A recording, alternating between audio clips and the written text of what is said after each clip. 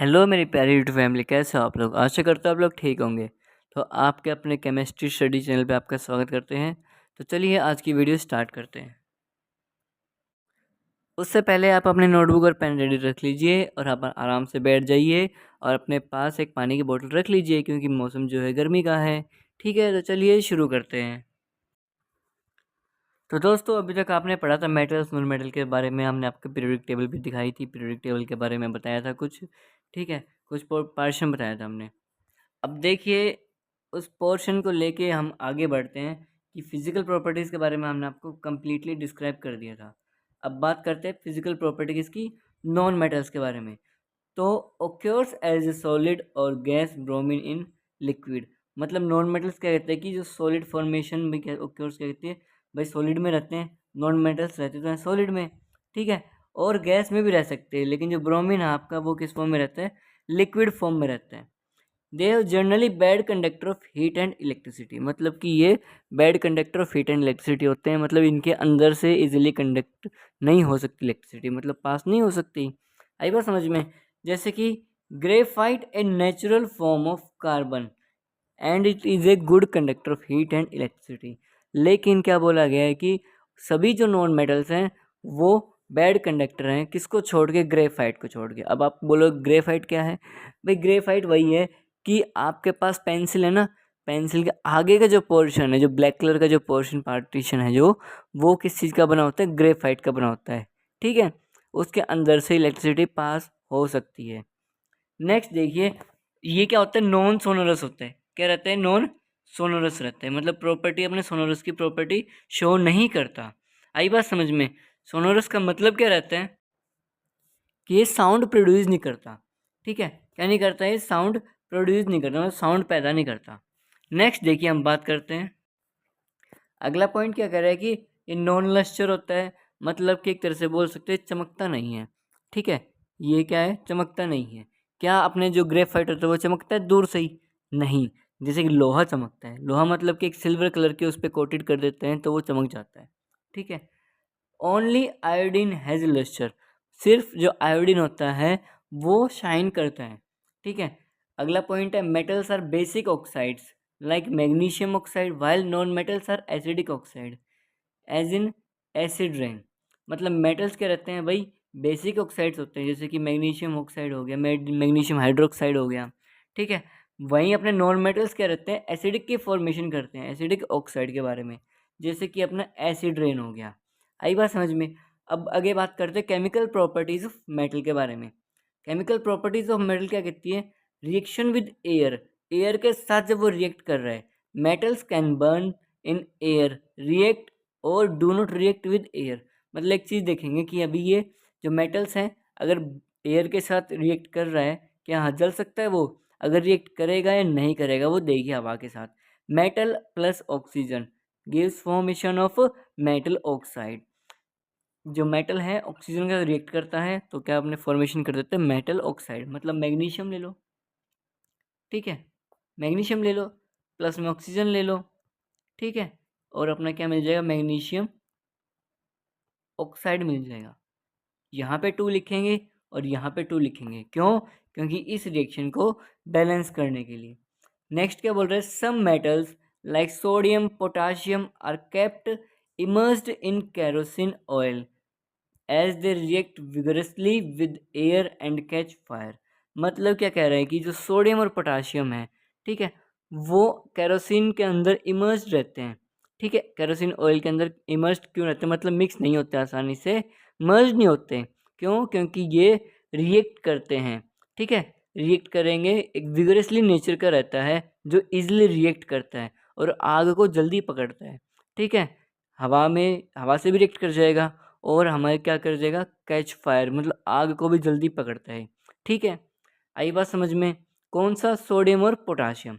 Next है सब metals like magnesium aluminium zinc lead react slowly with air and form a protective layer. मतलब ये जो चीज़ें हैं एक तरह से प्रोटेक्टिव लेयर, जो प्रोटेक्टिव एलिमेंट्स होते हैं बोल सकते हैं इनको कि ये प्रोटेक्टिव एलिमेंट्स हैं। कौन से, मैग्नीशियम हो गया, एल्यूमिनियम हो गया, जिंक हो गया और आपका क्या हो गया, लेड।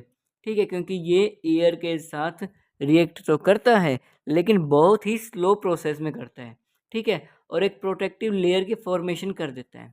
आई बात समझ में? अब मान लो जैसे कि हम आयरन के ऊपर मैग्नीशियम लेयर लगा देते हैं, भाई लोहा है, लोहे के कील के ऊपर मैग्नीशियम लेयर लगा दी तो वो जंग होने की प्रक्रिया स्लो कर सकता है। पहले क्या था, आयरन इजीली रिएक्ट कर सकता है पानी के साथ और मॉइस्चर के साथ, ठीक है।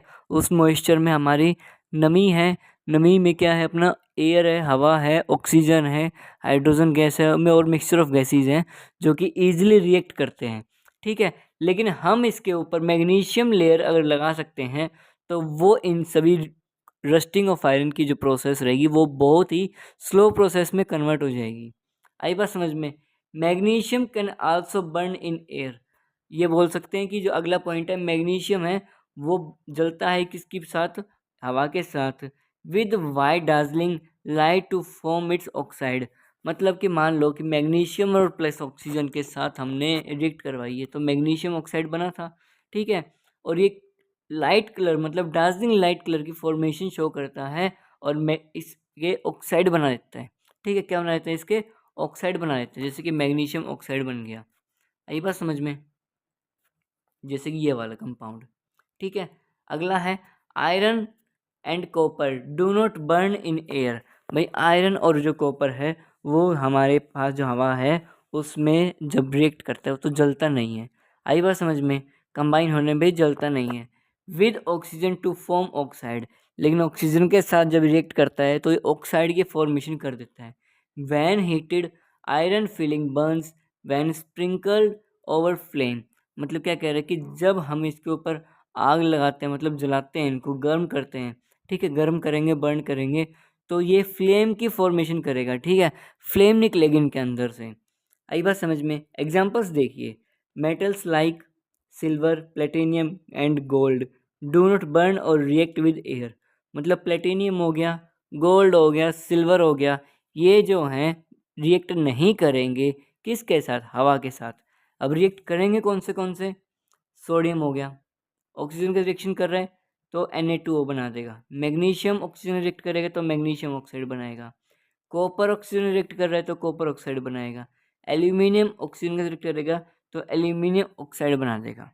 आई बात समझ में? देखिए हम नेक्स्ट बात करते हैं। तो दोस्तों ये थे आपके मेटल और ऑक्सीजन के रिएक्शन करेंगे तो मेटल ऑक्साइड की फॉर्मेशन कर देंगे, ठीक है। अब बात करते हैं एम्फोटेरिक ऑक्साइड्स के बारे में। एम्फोटेरिक ऑक्साइड कौन से होते हैं? जो मेटल ऑक्साइड रिएक्ट करते हैं किसके साथ, both acid as well as base के साथ रिएक्ट कर देंगे, ठीक है। और क्या मिलाएंगे हमारे पास, सोल्ट एंड वाटर। एग्जाम्पल ले लीजिए, aluminium oxide react with hydrochloric acid, it gives aluminium chloride and water, ठीक है। ये क्या है, अपने सोल्ट्स हैं और ये क्या है, अपने वाटर हैं। ये ऐसे ऑक्साइड्स होते हैं जो कि एसिड के साथ और बेस के साथ दोनों के साथ रिएक्ट करें और हमें क्या मिलेगा, सोल्ट और वाटर मिल जाएगा। अगला भाई एल्यूमिनियम ऑक्साइड, सोडियम हाइड्रोक्साइड यहाँ पे बेस है और HCl अपना क्या है, एसिड है। यहाँ पे अपना सोडियम एल्यूमिनियम ऑक्साइड मिल जाएगा और अपने वाटर की फॉर्मेशन हो जाएगी। अगला है रिएक्शन विद वाटर। भाई वाटर के साथ रिएक्शन करते हैं तो कैसा हो सकता है, मेटल है, react with steam only. Example कौन सा हो सकता है, आयरन हो सकता है और एल्यूमिनियम हो सकता है। भाई जो स्टीम के साथ रिएक्शन कर सकता है, ठीक है। अगला क्या है कि रिएक्ट विद वाटर, कोई भी मेटल है वाटर के साथ रिएक्ट कर सकता है। कौन सा एग्जाम्पल ले सकते हैं, मैग्नीशियम, ठीक है, हॉट वाटर के साथ। अगला एग्जाम्पल सोडियम और पोटाशियम, ठीक है। सोडियम और पोटाशियम जो है ऐसे एलिमेंट हैं जो कि कोल्ड वाटर के साथ रिएक्शन कर सकते हैं। आई बात समझ में? और कैल्शियम भी इसमें इंक्लूड है। नेक्स्ट हम बात करते हैं, देखिए भाई इसमें क्या हो रहा है, इसमें यही तो बात है कि कोई भी मेटल्स हैं, कौन से मेटल हो सकते हैं जो कोल्ड वाटर, हॉट वाटर और स्टीम के साथ रिएक्शन हो सकती है। एग्जाम्पल के तौर पे बताया था कि मैग्नीशियम है, हॉट वाटर के साथ रिएक्ट करेगा, आयरन और एल्यूमिनियम है, स्टीम के साथ रिएक्ट करेगा, सोडियम पोटाशियम और कैल्शियम है वो कोल्ड वाटर के साथ इजीली रिएक्ट कर देगा, ठीक है। नेक्स्ट देखिए बात करते हैं, देखिए कुछ एग्जांपल्स हैं कि सोडियम वाटर के साथ रिएक्ट करेगा तो सोडियम हाइड्रोक्साइड बना देगा और हाइड्रोजन गैस रिलीज हो जाएगी। वहीं पे पोटाशियम ले लिया, वाटर के साथ रिएक्ट कर रहा है तो पोटेशियम हाइड्रोक्साइड बनाएगा, और क्या मिलेगा अपने को, हाइड्रोजन गैस यहाँ पे भी रिलीज हो जाएगी। कैल्शियम में वाटर के साथ रिएक्ट करेगा, कैल्शियम हाइड्रोक्साइड और हाइड्रोजन गैस रिलीज हो जाएगी। मैग्नीशियम वाटर के साथ रिएक्ट करेगा, मैग्नीशियम हाइड्रोक्साइड बन जाएगा, और वाटर की अपने यहाँ पे रिलीज होने के बाद हाइड्रोजन जो गैस है रिलीज हो जाएगी, मतलब वाटर के साथ रिएक्ट करने के बाद। ठीक है। In case of calcium and magnesium metal start floating. भाई कैल्शियम और मैग्नीशियम के साथ जब हम रिएक्ट करते हैं तो मेटल जो क्या करता है, फ्लोट करना स्टार्ट कर देता है, मतलब तैरना स्टार्ट हो जाता है, due to bubbles of hydrogen gas sticking to its surface. क्यों? क्योंकि इसकी हाइड्रोजन गैस है जो जो निकली है गैस, वो इसके सरफेस पे चिपक जाती है। किसकी फॉर्म में? बबल्स की फॉर्म में। ठीक है। एग्जाम्पल के तौर पे एल्यूमिनियम वाटर है, Al2O3, मतलब एल्यूमिनियम ऑक्साइड बना देगा, और हाइड्रोजन गैस यहाँ पे स्टिकी फॉर्म में चिपक जाएगी। आयरन है, वाटर से रिएक्ट करेगा, वाटर से रिएक्ट करने के बाद क्या बनाएगा अपने पास, आयरन ऑक्साइड और हाइड्रोजन गैस यहाँ पे बबल्स की फॉर्म में चिपक जाएंगी। ठीक है। अब नेक्स्ट बात करते हैं, try to balancing these chemical equation yourself, मतलब कि आप खुद से ये जो केमिकल इक्वेशन से बैलेंस करने की कोशिश कीजिए। Reaction with dilute acid, dilute acid metal plus में डाइल्यूट एसिड से रिएक्शन करवाएंगे, हाइड्रोजन गैस रिमूव होगी यहाँ से, रिलीज होगी और सॉल्ट की फॉर्मेशन हो जाएगी। ठीक है। नेक्स्ट हम क्या बात करते हैं, metals react with dilute hydrochloric acid and dilute sulfuric acid to form salts and hydrogen gas। मतलब कोई भी मेटल है अपने HCl के रिएक्शन करवाएगा और H2SO4 के रिएक्शन करवाएगा। ठीक है। और यहाँ पे क्या मिलेगा, अपने हाइड्रोजन गैस मिल जाएगी और सॉल्ट की फॉर्मेशन हो जाएगी। एग्जाम्पल देखिए, आयरन है, HCl के साथ रिएक्शन करवा रहे हैं, FeCl2 बनाया और अपने यहाँ पे क्या मिल गया, हाइड्रोजन गैस मिल गई। मैग्नीशियम HCl का रिएक्शन करवा रहा है, MgCl2 है, और H2 की फिर से रिएक्शन हो गई, मतलब रिलीज हो गई स्टिकी फॉर्म में। ठीक है। यहाँ पे चेक कीजिए कि यहाँ पे क्या स्टिकी फॉर्म होगा, नहीं, यहाँ पे नहीं होगा, यहाँ पे हाइड्रोजन गैस रिलीज हो जाएगी। आई बात समझ में? स्टिकी फॉर्म तो आयरन और एल्यूमिनियम के केस में ही था। ठीक है। और बात करते हैं, आयरन एल्यूमिनियम के साथ भी कैसे केस था कि वो वाटर से रिएक्ट करेगा और इनके ऑक्साइड बनाएंगे और हाइड्रोजन गैस यहाँ पे भी रिलीज हो जाएगी। लेकिन बात करें कैल्शियम और मैग्नीशियम के केस में, ठीक है, ये जो है स्टार्ट होते हैं फ्लोट करना। आई बात समझ में? किसी भी सरफेस पे फ्लोट करना स्टार्ट कैसे कर देते हैं, क्योंकि वहाँ पे हाइड्रोजन जो है उसके सरफेस पे स्टिकी फॉर्म कर देती है, चिपक जाते हैं वहाँ पे हाइड्रोजन गैस। आई बात समझ में?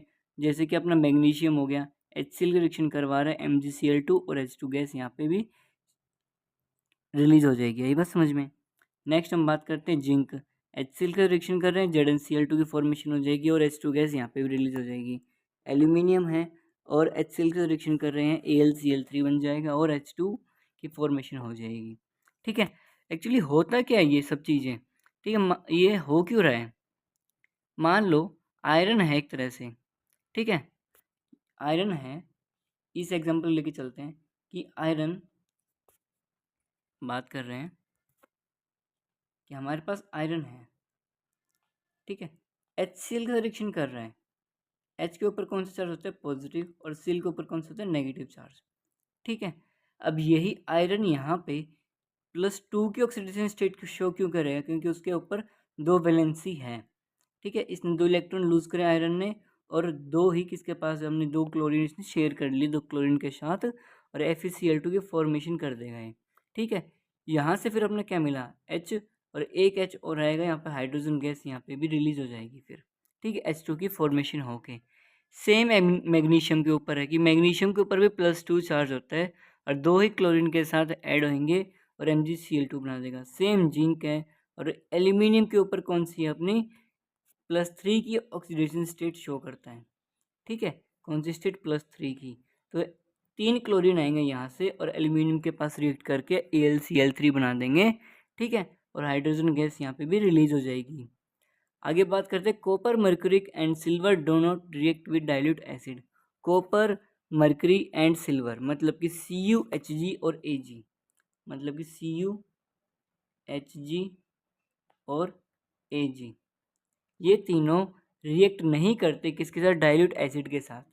Gas has produce is oxidise to water when metal react with nitric acid. भाई हाइड्रोजन गैस क्या है, भाई क्या कह रहा है कि प्रोड्यूस होती है, वो भी कैसे, ऑक्सीडेशन होने पे, क्योंकि वाटर के साथ रिएक्ट जब कर रही है। ठीक है, when metal reacts with nitric acid. कब? जब मेटल रिएक्ट करता है नाइट्रिक एसिड के साथ। लेकिन magnesium and manganese react with dilute nitric acid to evolve hydrogen gas. वे क्या कह रहा है कि अगर मैग्नीशियम और मैंगनीज जब रिएक्ट कर रहे हैं किसी नाइट्रिक एसिड के साथ तो क्या मिलेगा अपने को? हाइड्रोजन गैस इवॉल्व होएगी। आई बात समझ में? जैसे कि मैग्नीशियम और HNO3 से रिएक्शन कर रहे हैं, नीचे देखिए ये रिएक्शन आपकी मैग्नीशियम है और नाइट्रिक एसिड से रिएक्शन कर रहे हैं HNO3 के साथ। तो यहाँ पे आपको पता है मैग्नीशियम की ऑक्सीडेशन स्टेट कितनी होती है? +2। तो यहाँ पे NO3 जो है यहाँ पे ट्वाइस की फॉर्म में जाएगा, तो मैग्नीशियम, ठीक है, और इसकी NO3 की ऑक्सीडेशन स्टेट कितनी होती है? -1। यहाँ पे +2, दोनों क्रॉस मल्टीप्लाई होगा तो यहाँ पे Mg और NO3 की होल ट्वाइस, ठीक है, ये बन जाएगा और हाइड्रोजन गैस यहाँ से अपने इवॉल्व हो जाएगी, निकल जाएगी। Next reaction with metal with other metal salt. जैसे कि मेटल ले लिया और सॉल्यूशन ले रहे हैं, कोई अपने सॉल्ट बी का है कि ठीक है, कोई बी है उसका सॉल्ट सॉल्यूशन है, उसमें क्या होगा कि सॉल्यूशन किसका मिलेगा? अपने को ए मिल जाएगा और यहाँ से जो मेटल बी है वो वहाँ पे रिलीज हो जाएगा, मतलब अपने को अलग दिख जाएगा वहाँ पे। आई बात समझ में? All the metals are not equally reactive. आपको पता है कि सभी मेटल्स जो हैं हमेशा इक्वली रिएक्टिव नहीं करते। Reactive metals can displace less reactive, मतलब बोल सकते हैं कि जो ज़्यादा रिएक्टिव मेटल्स हैं, एलिमेंट्स हैं, वो लेस रिएक्टिव मेटल्स और एलिमेंट्स को रिप्लेस कर सकते हैं easily from there compounds in the solution. जो वो अपने सॉल्यूशन के अंदर जो भी कंपाउंड्स है वैसे, जैसे कि मान लीजिए यहाँ पे कोई बी आपके पास सॉल्यूशन था, सॉल्यूशन किसका ले रहे हैं? बी का ले रहे हैं। तो मेटल ए है, मोस्ट रिएक्टिव एलिमेंट है, तो बी को रिप्लेस कर दिया, सॉल्ट किसका बनाया? ए का, और अपने बी अपने पास वहाँ पे मेटल की फॉर्मेशन मिल गई अपने, ठीक है। तो वही बात है कि मोस्ट रिएक्टिव मेटल है, रिप्लेस कर देगा लेस रिएक्टिव मेटल को और क्या कर देगा? उसके एक सॉल्यूशन बना देगा। आई बात समझ में? This forms the basis of reactivity series of metals. ये किस हिसाब से होता है? अकॉर्डिंग टू रिएक्टिविटी सीरीज के अकॉर्डिंग होता है कि मोस्ट रिएक्टिव कौन सा है, लेस रिएक्टिव कौन सा है, ठीक है। ये आपको बताएंगे नेक्स्ट वीडियो में कि एलिमेंट्स की एक सीरीज़ लेके आ रहे हैं कल, ठीक है। अगर आपको वीडियो अच्छी लगी हो तो वीडियो को लाइक करें, वीडियो को चैनल को ज़्यादा से ज़्यादा शेयर करें, ठीक है। और आगे जानने के लिए भाई मोस्ट एक्टिव एलिमेंट कौन से होते हैं, कैसे वो रिएक्ट करेंगे, क्यों रिप्लेस करेंगे वो, तो इस चैनल पे बने रहिए, वीडियो को देखते रहिए। Thank you, have a nice day, please take care.